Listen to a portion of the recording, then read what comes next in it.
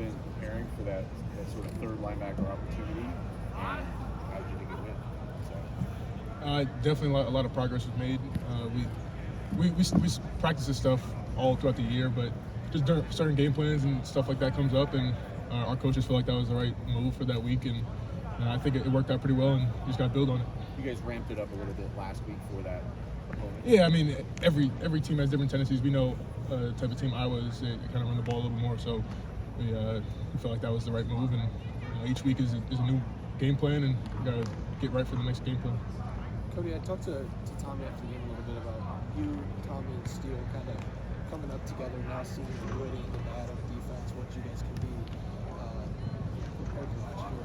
Have you given that any thought? And, when you think back now to where you three were as a unit together last year to now, how much progress do you see that you guys have made? It definitely starts with our maturity.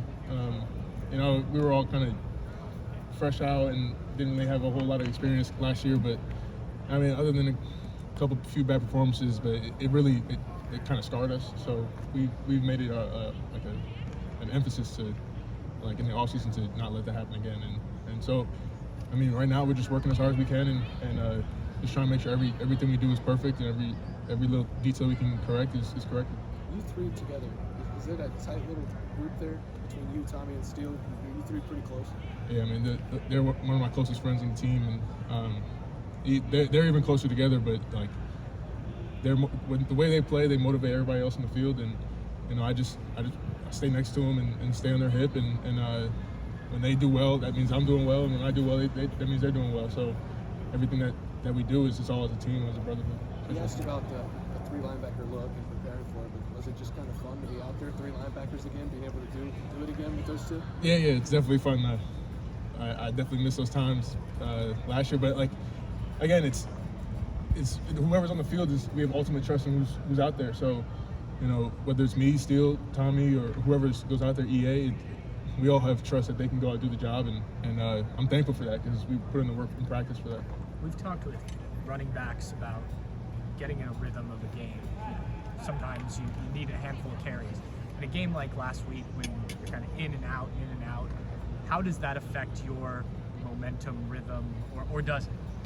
Yeah, I feel like it really just goes back to preparation. Like, during the week, you have to know that it's not every play is going to be the same, and not every personnel is going to be the same. So I just have to get that right in my mind to just be ready at any point. And I appreciate my coaches for allowing me to be out there, because it's a tough task, but they trusted me, and I felt like I can get the job done for what they needed me to do, and I think it worked out.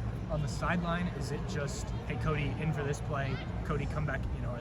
Is that kind of the communication, or are you aware ahead of time, hey, when we do these type of looks, or how does it all work? Well, definitely being in tune with the game flow, and knowing if it's a third and short, or like I don't know, any type of whatever the situation was. But I always try to stay locked in, and our eyes are always in the field, and I obviously have to wait for their call, but whenever they call me, I have to be ready and go in there.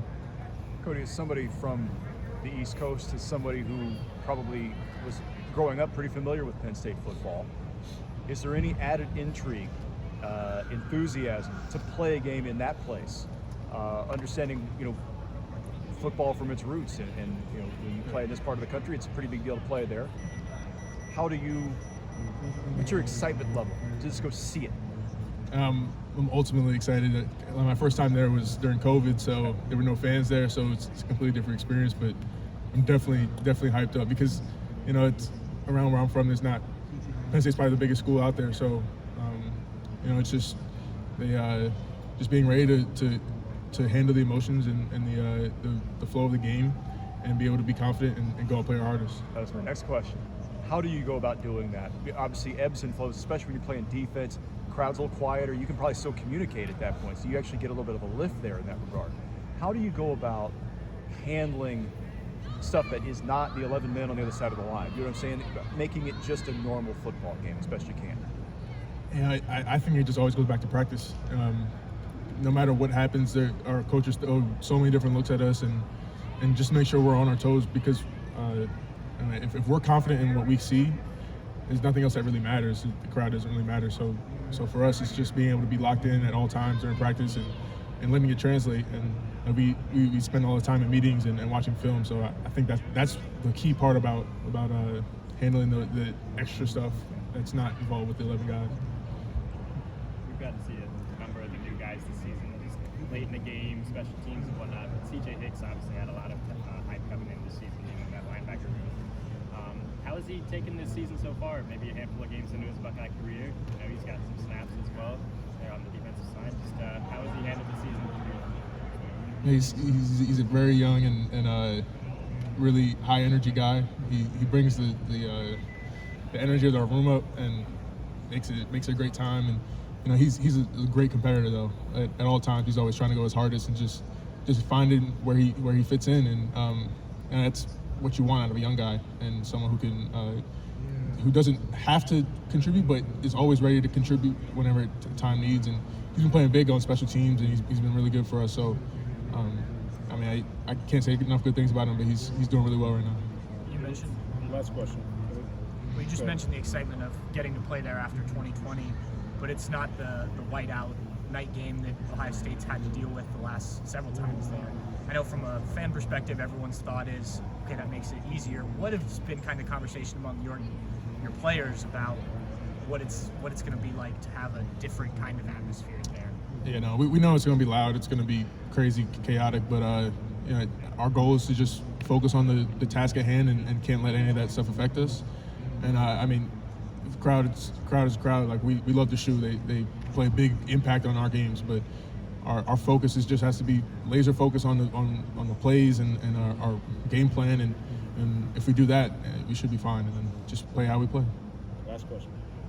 It took a while for Ohio State to get their first interception, but now Tanner by himself last week had 2. What changed between week 1 against Notre Dame and week 2 against Arkansas State to now?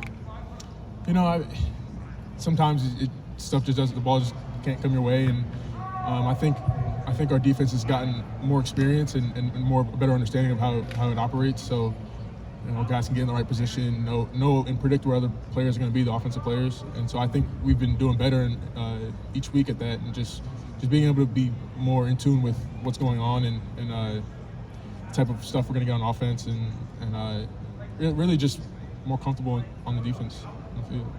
Thanks, Cody.